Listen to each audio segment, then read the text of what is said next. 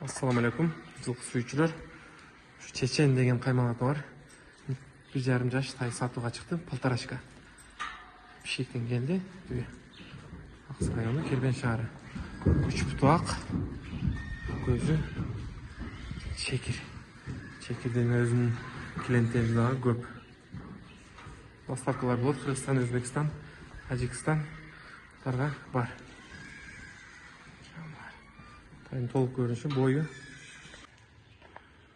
боюна келсек 1,55 сантиметрден өйдөгө өлчөп ала бересиңер. Толугураак маалыматты эгезден алсаңар болот. Акчаңызда жөнүндө коюлат. Тай чоң тай, тайдын зору. Жалдарды карагыла, үстүн карагыла. Сорлары дагы жакшы сорда. Жак бети тайдын толук көрүнүшү.